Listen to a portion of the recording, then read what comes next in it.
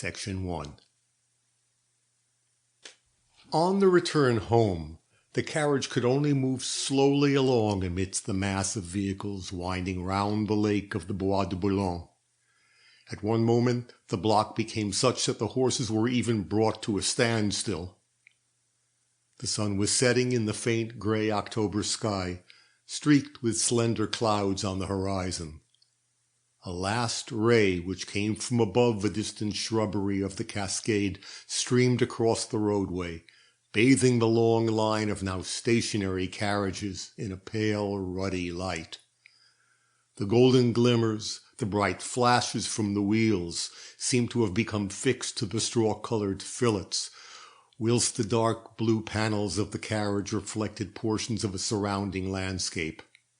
And higher up, full in the ruddy light which illumined them from behind, and which gave a sparkle to the brass buttons of their overcoats folded over the back of the box seat, the coachman and the footman, dressed in a livery consisting of dull blue coats, putty-coloured breeches, and black and yellow-striped waistcoats, sat erect, grave and patient, like well-trained lackeys whose temper is above being ruffled by a block of vehicles. Their hats, embellished with black cockades, gave them a most dignified appearance. The superb bay horses were alone snorting impatiently. "Hallo," said Maxime, "there's Laura d'Origny over there, and that brougham. Look, Renée." Renée raised herself slightly, and, blinking her eyes with that exquisite pout which was caused by the weakness of her sight, said, "I thought she was travelling. She's changed the colour of her hair, has she not?" "Yes," replied Maxime with a laugh. "Her new lover detests everything red." Renée bent forward, her hand resting on the low door of the carriage, continued looking, awakened from the sad dream which, for an hour past, had kept her silently reclining on the back seat, as though in an invalid's easy-chair. Over a mauve dress with an upper skirt and tunic, and trimmed with broad plaited flounces, she wore a little white cloth jacket with mauve velvet facings, which gave her a very dashing air. Her extraordinary pale fawn-coloured hair, the hue of which recalled that of the finest butter, was scarcely concealed beneath a slender bonnet adorned with a cluster of crimson roses. She continued to blink her eyes in the style of an impertinent boy, her pure brow crossed by one long wrinkle, her upper lip protruding just like a sulky child's.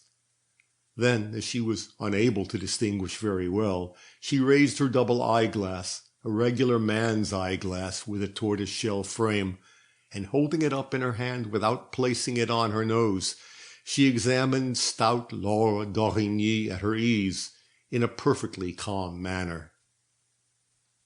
The block still continued. Amidst the uniform dull-coloured patches caused by the long line of broughams, extremely numerous in the Bois on that autumn afternoon, the glass of a window, a horse's bit, a plated lamp-holder, or the gold or silver lace on the livery of some lackey seated up on high, sparkled in the sun. Here and there an open landau displayed a glimpse of a dress, some woman's costume in silk or velvet.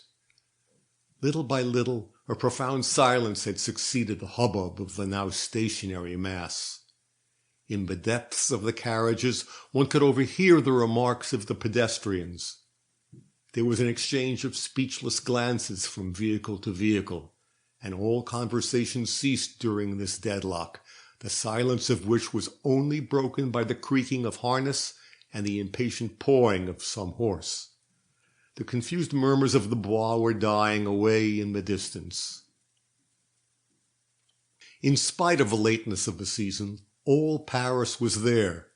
The Duchess de Sternich in a chariot, Madame de Lorraine in a victoria drawn by some very fine cattle, Baroness de Meinhold in a delicious dark brown private cab, Countess Vanska with her piebald ponies, Madame d'Aste in her famous black steppers, Madame de Guend and Madame Tessier in a brougham, little Sylvia in a deep blue landau, and Don Carlos, too, in mourning, with his ancient and solemn-looking livery, Selim Pasha with his fez and without his tutor, the Duchess de Rosan in her single-seated brougham and with her powdered lackeys, Count de Chibray in a dog-cart, Mr. Simpson on a well-appointed mail coach, the whole of the American colony. Finally, 2 members of the Academy in a cab. The leading carriages were at length released, and the whole line was soon able to move slowly onwards. It was like an awakening. 1,000 scintillations danced around, rapid flashes played to and fro amidst the wheels, whilst the harness shaken by the horses emitted a galaxy of sparks. Along the ground and on the trees were broad reflections of fleeting glass. This glistening of harness and of wheels, this blaze of varnished panels, all aglow with the red fire of the setting sun, the bright touches of the gorgeous liveries perched up on high, and of the rich costumes bursting from the confined space of the equipages, passed along in the midst of a hollow, continuous rumbling, timed by the pace of the thoroughbreds. And the procession continued, accompanied by the same sounds and the same scintillations, unceasingly and at one spurt, as though the leading vehicles had been dragging all the others after them.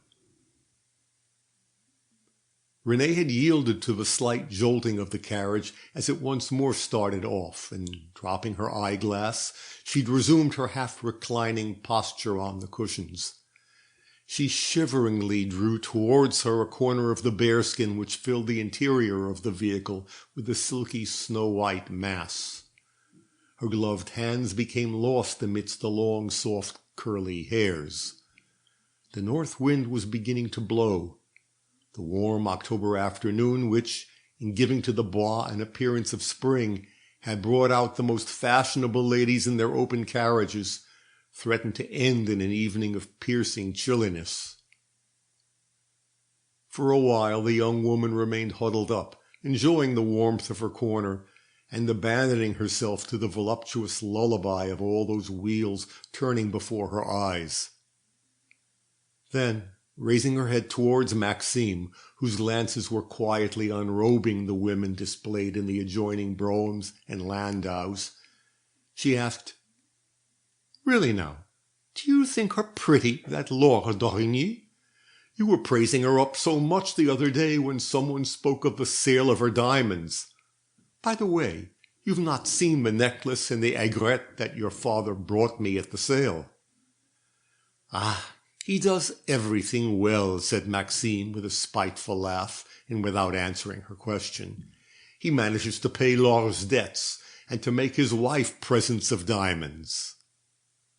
The young woman slightly shrugged her shoulders. "Rascal," murmured she with a smile. But the young man had leant forward, following with his eyes a lady whose green dress interested him. Renée was resting her head, her eyes half closed, idly glancing at both sides of the avenue, but without seeing. On the right were copses and low bushes, with slender branches and reddened leaves. Now and again, on the track reserved for riders, passed slim-built gentlemen whose galloping steeds raised little clouds of dust.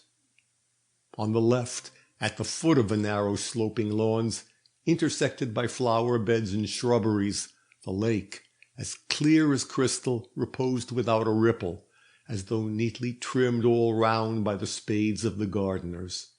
And on the opposite side of this limpid mirror, the 2 islands, with the connecting bridge forming a grey bar between them, displayed their pleasant shores, arraying against the pale sky the theatrical lines of their firs and of their evergreens, the dark foliage of which, similar to the fringe of curtains skilfully hung on the very edge of the horizon, was reflected in the still waters. This corner of nature, having the appearance of a piece of scenery freshly painted, was bathed in a slight shadow, in a bluey vapour which finished giving an exquisite charm to the background, an air of adorable falsity. On the other bank, The Chalet des Îles, looking freshly varnished, shone like a new toy. And those gravel contours, those narrow garden walks, which wind in and out of the lawns and border the lake, and are hedged with cast-iron hoops imitating rustic woodwork, stood out more curiously from the soft green of the water and of the grass at this last hour of daylight. Used to the graces of these skillfully arranged points of view, Renée, again yielding to her feeling of weariness, had completely lowered her eyelids, no longer observing aught but her tapering fingers as she twined around them the long hairs of the bearskin. But there came a kind of jerk in the even trot of a line of carriages, and, raising her head, she bowed to two young women reclining side by side, with amorous languor, in a barouche which was noisily leaving the road that skirts the lane to turn down one of the lateral avenues. The Marchioness d'Espagnet, whose husband, at that time one of the Emperor's aides-de-camp, had just rallied with a good deal of fuss to the scandal of the sulking old nobility, was one of the most illustrious society queens of the Second Empire. The other, Madame Hafner, had married a famous manufacturer of Colmar, 20 times millionaire, and whom the Empire was turning into a political personage. Renée, who had known at school the two inseparables, as they were slyly termed, always called them by their Christian names, Adeline and Suzanne. As, after greeting them with a smile, she was about to once more huddle herself up in her wraps, a laugh from Maxime caused her to turn round. "No, really now, I feel sad. Don't laugh, it's serious," said she, on seeing the young man looking at her mockingly, making fun of her recumbent posture. Maxime assumed a ludicrous tone of voice. "We are very much to be pitied. We are jealous." She seemed quite astonished. "I?" said she. "Jealous? Whatever about?" Then she added with her disdainful pout, as though suddenly recollecting, "Ah, yes, big Laura. She doesn't trouble me much, I can assure you. If Aristide, as you all wish to make me believe, has paid the creature's debts and thus saved her the necessity of taking a trip to foreign parts, it merely shows that he loves money less than I thought he did. This will make him quite a favourite with the ladies again. The dear fellow, I never interfere with him." She smiled. She uttered "the dear fellow" in a tone of voice full of friendly indifference. And all on a sudden, becoming quite sad again, and casting round her that despairing glance of women who know not how to amuse themselves, she murmured, "Oh, I should be only too delighted. But no, I'm not jealous, not in the least jealous." She stopped, hesitating. "You see, I feel bored," she at length said abruptly. Then she relapsed into silence, her lips pressed firmly together. The line of vehicles still wended its way round the lake with a uniform trot and a noise greatly resembling that of some distant cataract. Now on the left, between the water and the roadway, rose little clumps of evergreens with thin, straight stems, forming curious clusters of tiny columns. On the right, the copses and low bushes had come to an end. The bois had expanded into large lawns, immense carpets of turf, with groups of tall trees planted here and there. The greensward continued, with gentle undulations, as far as the Porte de la Muette, the low iron gates of which, looking like a piece of black lace drawn across the ground, could be seen far away in the distance. And on the slopes, at the parts where the earth sank in, the grass had quite a bluey look. Renée gazed with fixed eyes, as though this enlargement of the horizon, these soft meads, all reeking with the night dew, had caused her to feel more keenly than ever the emptiness of her existence. At the end of a pause she repeated, with the accents of subdued anger, "Oh, I feel bored. I feel bored to death." "You are not over lively, you know," said Maxime quietly. "It's your nerves, I'm sure." The young woman threw herself back again on her cushions. "Yes, it's my nerves," retorted she, sharply. Then she became quite maternal. "I am growing old, my dear child. I shall soon be 30. It's terrible. I take pleasure in nothing. At 20 you cannot understand this." "Did you ask me to come with you to listen to your confession?" interrupted the young man. "It will be terribly long."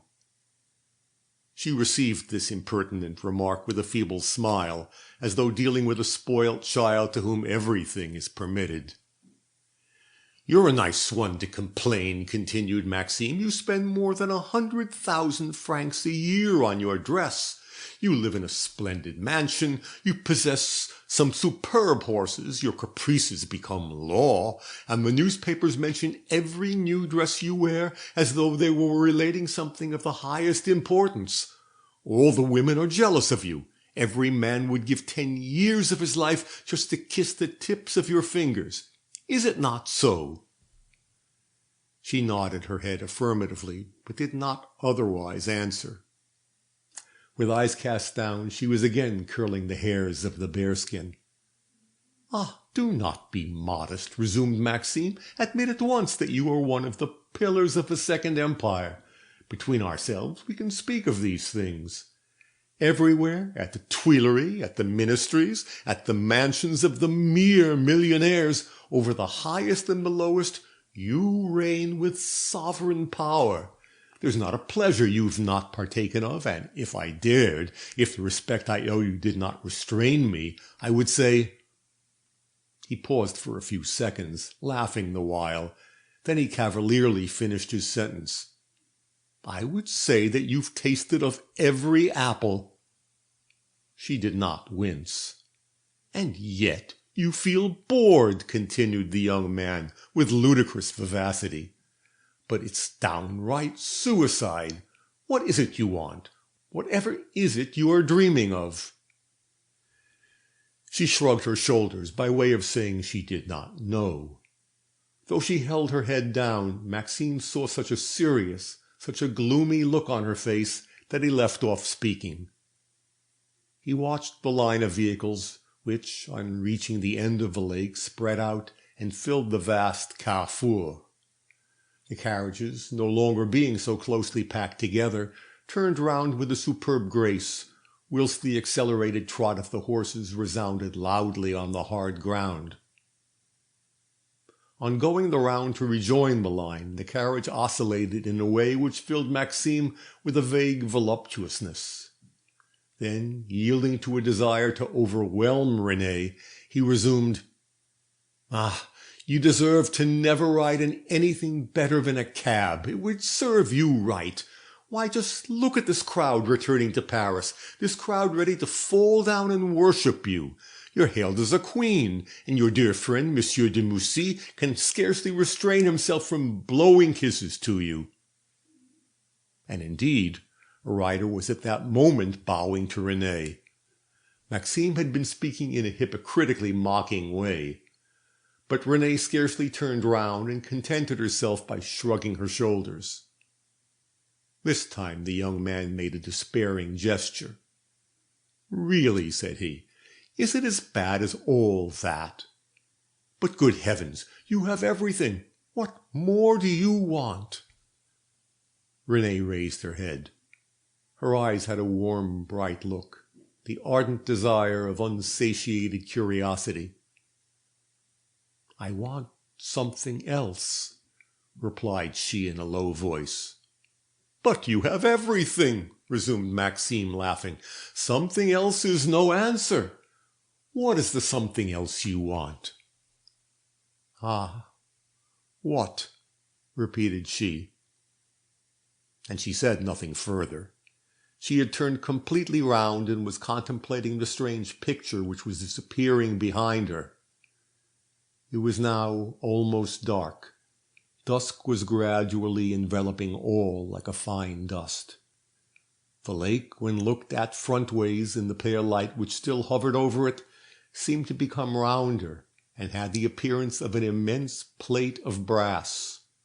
On either side, the plantations of evergreens, the slim, straight stems of which looked as though they issued from the still water, assumed at this hour the aspect of violet-tinted colonnades, describing with their regular architecture the elaborate curves of the shores.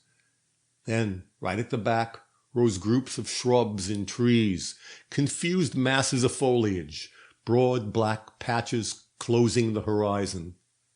Behind these patches there shone a bright glimmer, an expiring sunset which merely lit up a very small portion of the grey immensity.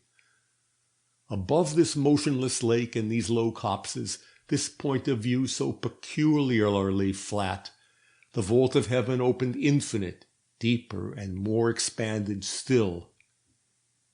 This great extent of sky over this tiny corner of nature caused a shudder, an undefinable sadness, and there descended from these pale altitudes such an autumnal melancholy, so sweet and yet so heartbreaking a darkness, that the Bois, enveloped little by little in a veil of obscurity, lost its worldly graces, and breaking its bounds became filled with all the powerful charm of a forest. The rumble of the vehicles, the bright colors of which became lost in the dim light, sounded like the distant murmurs of leaves in watercourses.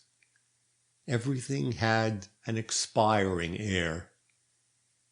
In the center of the lake, amidst the universal evanescence, the latten sail of a large pleasure boat stood out, vigorously defined against the last glow of the sunset. And one could no longer distinguish anything but this sail, this triangle of yellow canvas, inordinately enlarged. In the midst of her satiety, Renée experienced a singular sensation of unavowable desires at the sight of this landscape she no longer recognized, of this bit of nature so artistically worldly, and which by its great shivering darkness seemed changed into some sacred wood, one of those ideal glades in whose recesses the gods of antiquity used to hide their giant loves, their divine adulteries and incests. And as the carriage drove away, it seemed to her that the twilight carried off behind her, hidden in its trembling veil, the land of her dreams, the shameful and unearthly alcove where she might at last have assuaged her suffering heart, her wearied flesh. When the lake and the copses, rapidly vanishing in the shades of night, merely appeared as a black bar against the sky, the young woman turned abruptly round, and, in a voice full of tears of vexation, she resumed her interrupted sentence. "What? Why, something else, of course. I want something else. How can I tell what, if I only knew? But you see, I'm sick of balls, of supper parties, of merry-makings. It's always the same thing over again. It's mortal. Men are unbearable. Oh, yes, unbearable." Maxime burst out laughing. Ardent desires pierced through the fashionable beauty's aristocratic bearing. She no longer blinked her eyes. The wrinkle on her forehead became more harshly accentuated. Her lip, like a sulky child's, stood out, full of passion, in quest of those enjoyments for which she longed, though unable to name them. She beheld her companion laughing, but she was too transported to stop. Half reclining and swayed by the motion of the carriage, she continued in short, jerky sentences. "Yes, really, you are unbearable. I don't say that for you, Maxime, you're too young. But if I only told you how Aristide wearied me in the early days, and the others too, those who have loved me. You know, we are two good friends. I don't stand on ceremony with you. Well, really there are days when I'm so tired of living my life of a rich, adored, and honored woman that I should like to be a Laure d'Origny, one of those ladies who live like men." And as Maxime laughed louder than ever, she laid more stress upon her words. "Yes, a Laure d'Origny. It would surely be less insipid. not so much always the same thing. She kept silent a few minutes, as though she were conjuring up the life she would lead, were she, Laura. Then she resumed in a tone of discouragement. After all, those ladies must have their troubles also. There's decidedly nothing really amusing. It's enough to make one sick of life. I was right when I said there was something else wanting. I can't guess what, but something else, something which does not happen to everyone, which one does not meet with every day, which would give a rare and unknown enjoyment. Her voice had softened. She uttered these last words as though she were seeking something, gradually falling into a deep reverie. The carriage was then ascending the avenue which leads to the way out of the Bois. The darkness increased. The undergrowth on either side flew past them like two grey walls. The yellow-painted iron chairs on which the holiday-making citizens lounge on fine evenings sped along the sidewalks, unoccupied, and wrapped in that black melancholy peculiar to garden furniture overtaken by winter. And the rumble, the dull and cadenced sound of the returning vehicles was wafted over the deserted way like some sad wail. No doubt Maxime felt all the bad form there was in finding life amusing. If he was still young enough to yield to an outburst of delighted admiration, he possessed an egotism too vast, an indifference too scoffing. He already felt too much real weariness to do other than declare himself sick of everything, satiated, done for. He was usually in the habit of glorifying in this avowal.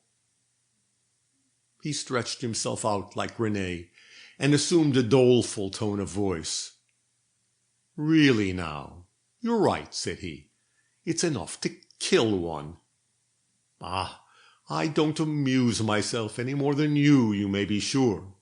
I too have often dreamed of something else.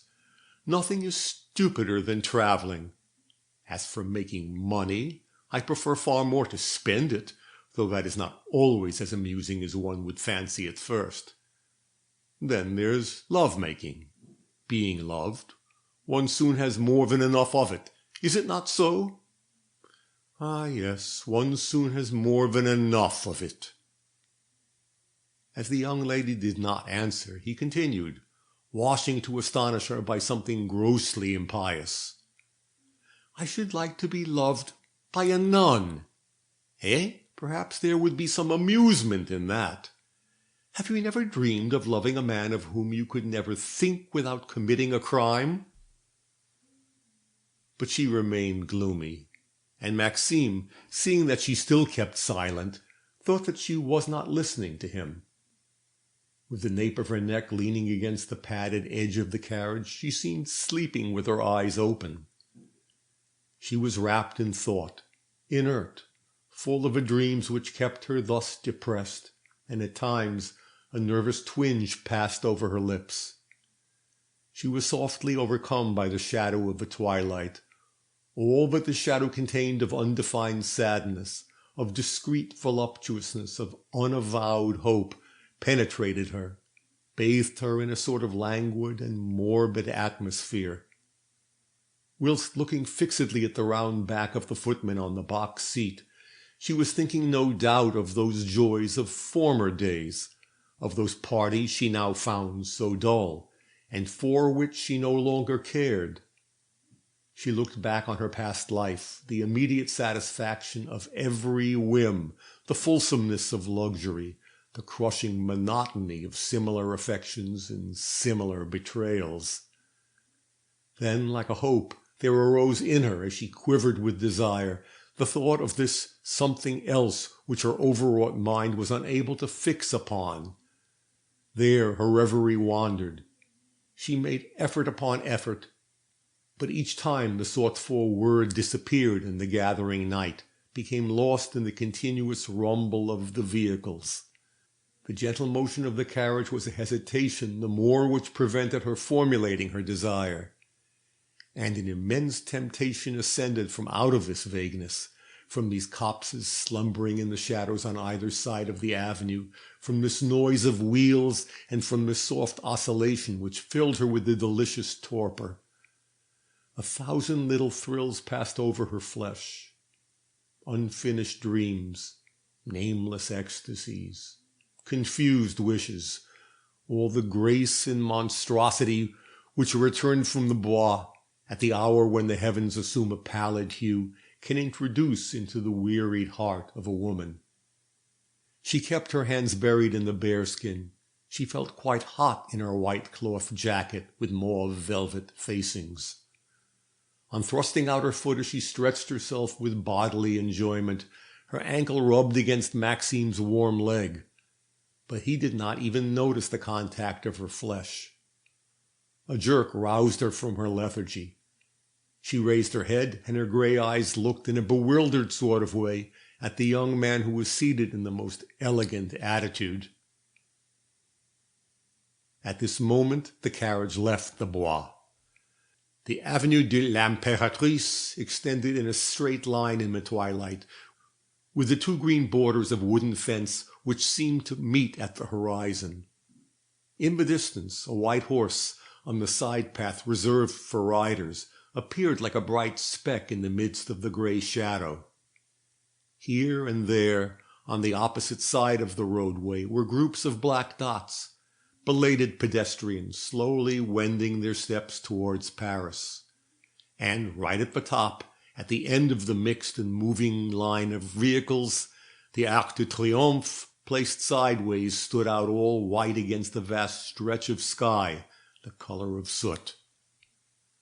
Whilst the carriage ascended at a faster pace, Maxime, charmed with the English appearance of the landscape, examined the whimsically designed villas on either side of the avenue, with their lawns sloping down to the footpaths. Renée, still wrapped in reverie, amused herself by watching at the edge of the horizon the gas lamps of the Place d'Étoile as they were lighted up one by one, and as fast as their bright glimmers speckled the expiring light with little yellow flames, she fancied she could hear secret calls. It seemed to her that the flaring Paris of a winter's night was being illuminated on her account, and was preparing for her the unknown enjoyment after which her satiated body hankered. The carriage turned down the Avenue de la Reine Hortense, and drew up at the end of the Rue Monceau, a few steps from the Boulevard Malesherbes, in front of a grand mansion situated between a courtyard and a garden. The 2 iron gates loaded with gilt ornaments, which gave admittance to the courtyard, were each flanked by a pair of lamps, shaped like urns, and also covered with gilding, in which flared great flames of gas. Between the 2 gates, the doorkeeper occupied an elegant lodge, which vaguely resembled a little Greek temple. At the moment the carriage was about to enter the courtyard, Maxime jumped nimbly out. "You know," said Renée, as she caught hold of his hand to detain him, "we dine at 7:30. You have more than an hour to dress in. Don't keep us waiting." And she added with a smile, "We are expecting the Mareuil. Your father wishes you to be very attentive to Louise." Maxime shrugged his shoulders. "What a bore," murmured he in a sullen tone of voice. "I don't mind marrying, but as for courting, it's too stupid. Ah, it would be so nice of you, Renée, if you would deliver me from Louise this evening." He put on his most comical look, mimicking the grimace and the accent of the actor Lasouche, as he did every time he was about to make one of his funny remarks. "Will you, my pretty darling mamma?" Renée shook hands with him, as with a comrade, and rapidly, with an audacity full of a nervous raillery, she answered, "Ah, if I had not married your father, I really believe you would court me." This idea must have struck the young man as highly comical, for he had turned the corner of the Boulevard Malesherbes before he'd done laughing. The carriage entered and drew up at the foot of the steps. These steps, which were broad and low, were sheltered by a vast glass veranda edged with scallop imitating golden fringe and tassels. The 2 stories of the mansion rose above the domestic offices, the square windows of which, glazed with ground glass, appeared almost on a level with the soil. At the top of the steps, the hall door stood out, flanked by slender columns fixed in the wall, forming thus a kind of forepart pierced at each floor by a round bay, and ascending as high as the roof where it terminated in a point. On either side, each story had 5 windows placed at regular intervals along the facade and surrounded by a simple stone border. The roof, with its attic windows, was square-shaped, with broad sides almost perpendicular. But the facade on the garden side was far more sumptuous. A regal flight of steps led to a narrow terrace, which extended the whole length of the ground floor.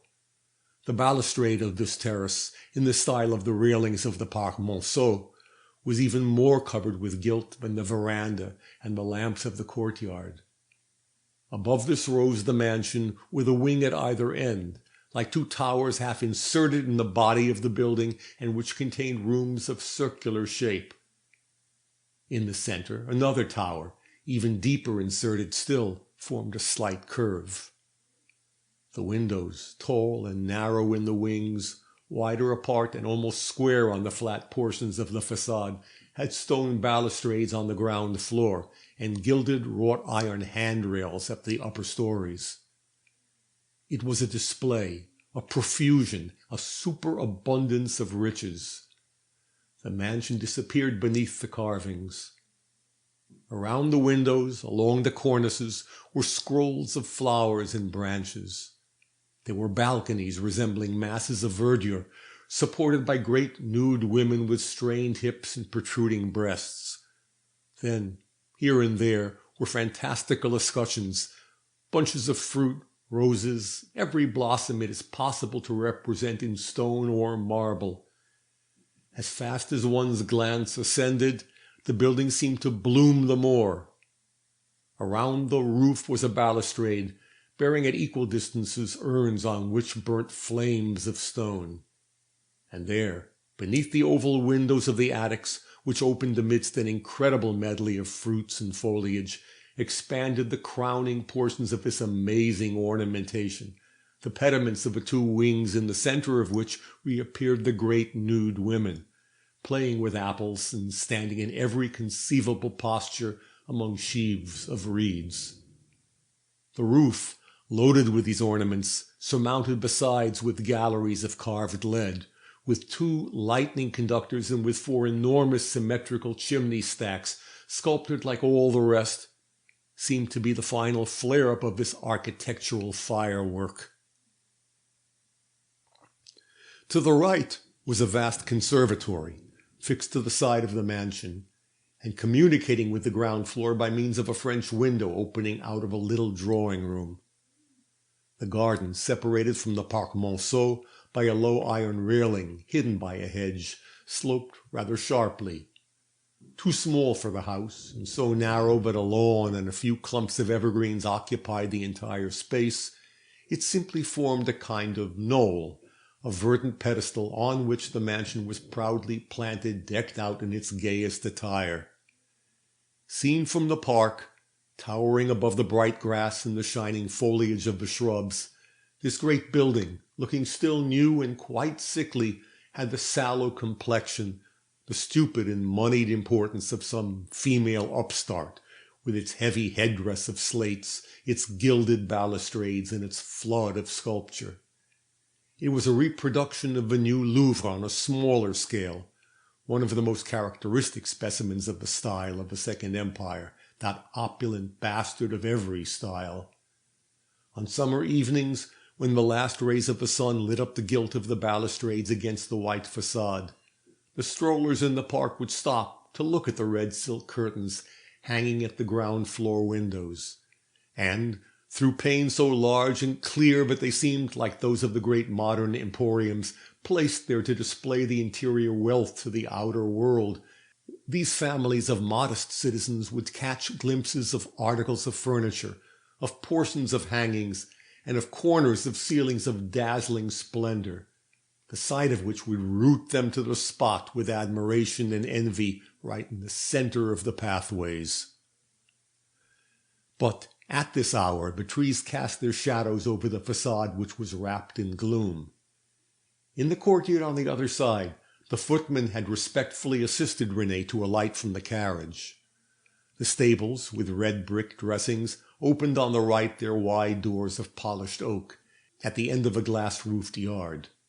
On the left, as though to counterbalance, was a richly ornamented recess in the wall of the adjoining house, with a fountain of water perpetually flowing from a shell which two cupids supported in their outstretched arms. The young woman stood a moment at the foot of the steps, gently tapping her skirt to get it to hang right. The courtyard, through which the noise of the return had just passed, resumed its solitude, its aristocratic silence, broken by the eternal sing-song of the dripping water. And as yet, amidst the great black mass of the mansion, the chandeliers of which were so soon to be illuminated on the occasion of the first of the grand dinner parties of the autumn, only the lower windows were lighted up, all aglow and casting the bright reflection of a conflagration on the small paving stones of the courtyard, as neat and regular as a draught board. As Renée pushed open the hall door, she found herself face to face with her husband's valet, who was on his way to the servants' quarters and carrying a silver kettle. Dressed all in black, tall, strong, pale-faced, this man looked superb, with the whiskers of an English diplomatist and the grave and dignified air of a magistrate. "Baptiste," inquired the young woman, "has your master come in?" "Yes, madame, he's dressing," replied the valet with a bow worthy of a prince acknowledging the plaudits of the crowd. Renée slowly ascended the staircase, withdrawing her gloves the while. The hall was fitted up most luxuriously. On entering, one experienced a slightly suffocating sensation. The thick carpets which covered the floor and the stairs, the broad red velvet hangings which hid the walls and the doors, made the atmosphere heavy with the silence and the warm fragrance of a chapel. The draperies hung from on high, and the lofty ceiling was ornamented with salient arabesques on a golden trellis. The staircase, with its double balustrade of white marble and handrail covered with red velvet, opened out into two slightly winding branches, between which was placed the entrance to the grand drawing-room right at the back. An immense mirror covered the whole of the wall on the first landing. Down below, at the foot of the branching staircase, two bronze-gilt female figures, on marble pedestals and nude down to the waist, supported gigantic lamp-posts carrying 5 burners, the brilliant light from which was softened by ground glass globes. And on either side was a row of splendid vases in majolica ware, in which blossomed the rarest plants. Renée ascended, and at each step she took her reflection in the mirror increased in size. She was asking herself, with that doubt entertained by the most popular actresses, whether she were really delicious as everyone told her. Then, when she'd reached her apartment, which was on the first floor and overlooked the Parc Monceau, she rang for Céleste, her maid, and had herself dressed for dinner. This operation lasted a good 3/4 of an hour. When the last pin had been fixed, she opened the window as the room was very close, and leaning out, remained there wrapped in thought. Behind her, Céleste was moving discreetly about, tidying the room. Down below, the park was immersed in a sea of shadow. The inky-colored masses of the tall trees, shaken by sudden gusts of wind, swayed to and fro like the tide, with that rustling of dead leaves which recalls the breaking of the waves on a shingly strand. Piercing now and again this ebb and flow of darkness, the 2 yellow eyes of a carriage would appear and vanish between the shrubberies bordering the road which connects the Avenue de la Reine Hortense with the Boulevard Malesherbes. In the face of all this autumnal melancholy, Renée's sad thoughts returned. She fancied herself once more a child in her father's house, in that silent mansion of the Ile Saint-Louis, where for 2 centuries past the Barreaux du Châtel had sheltered their gloomy magisterial gravity. Then her thoughts turned to her sudden marriage, to that widower who sold himself to become her husband, and who had trucked his name of Rougon for that of Saccard, the 2 sharp syllables of which had sounded in her ears when first pronounced before her, with all the brutality of 2 rakes gathering up gold. He took her and cast her into this life of turmoil, amidst which her poor brain became a little more cracked every day. Then she set to dreaming with a childish joy of the happy games at battledore and shuttlecock she'd played in the old times with her young sister Christine. And some morning she would awake from a dream of enjoyment she'd been indulging for 10 years past, crazy and befouled by one of her husband's speculations, in which he himself would also sink. This passed before her like a rapid presentiment. The trees were lamenting in a louder tone. Troubled by these thoughts of shame and punishment, Renée yielded to the old and worthy middle-class instinct slumbering within her. She promised the Black Knight she would reform, that she would no longer spend so much on her dress, and that she would seek some innocent occupation to amuse her, like in the happy school days when she and her playmates sang beneath the plane trees and danced in a ring. At this moment Celeste, who had been downstairs, returned and murmured in her mistress' ear, "Master would be glad if Madame would go down. There are already several persons in the drawing-room." Renée started.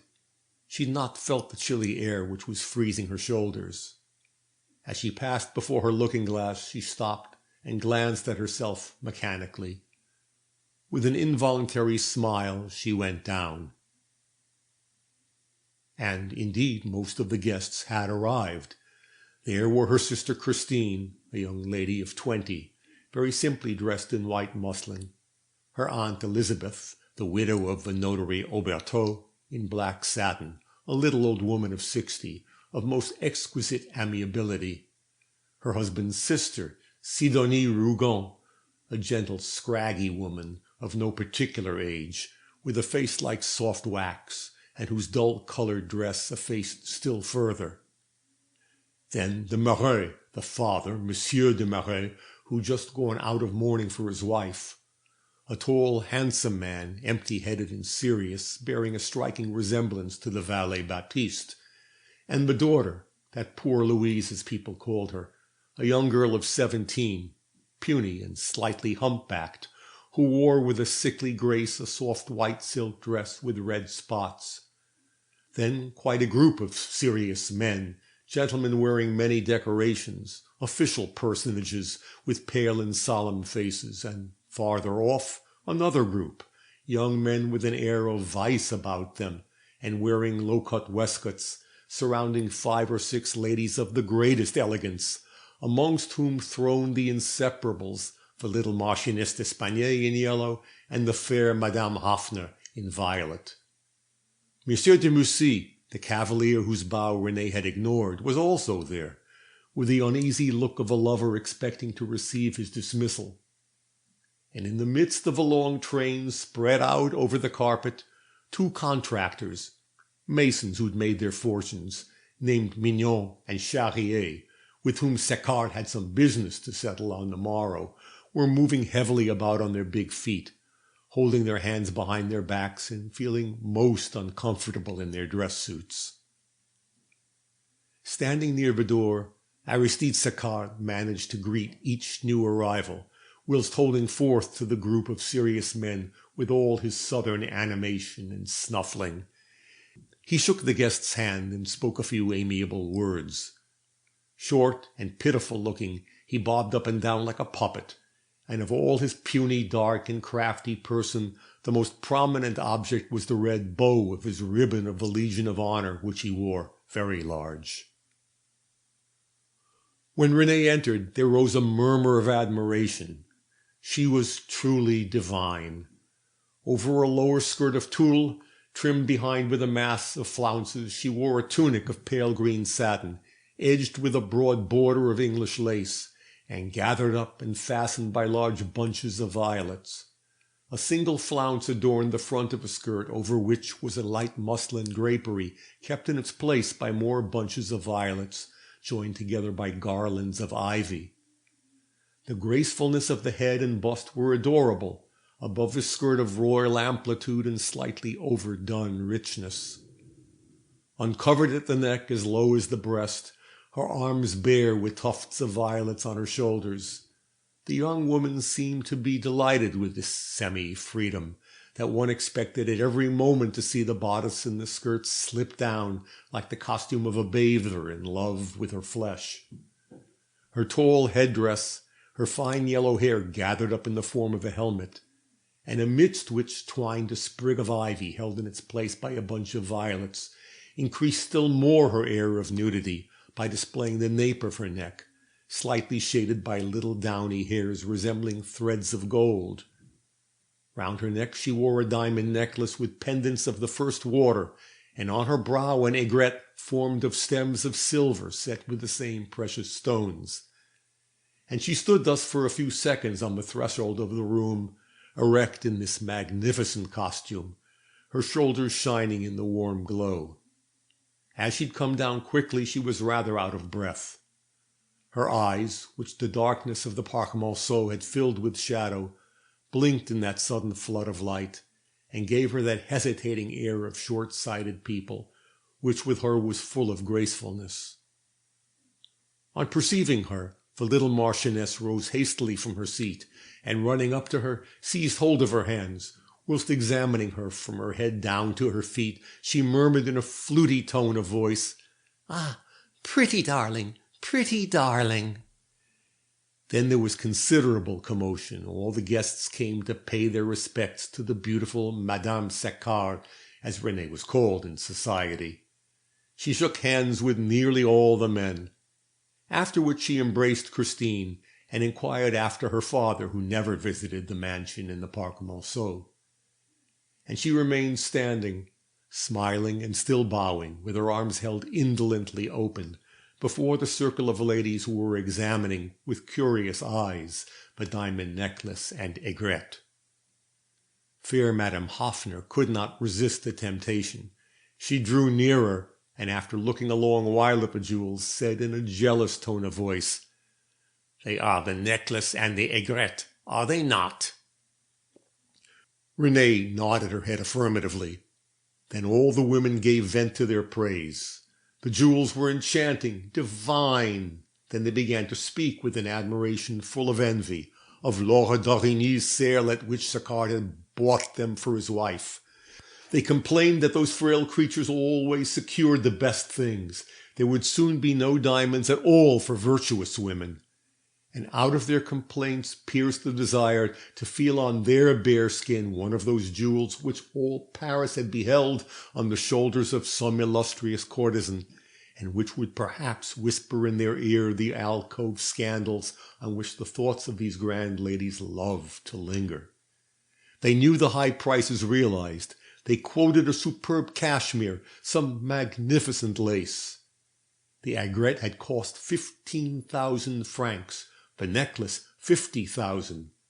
Madame d'Espagnet was quite enthusiastic about these figures.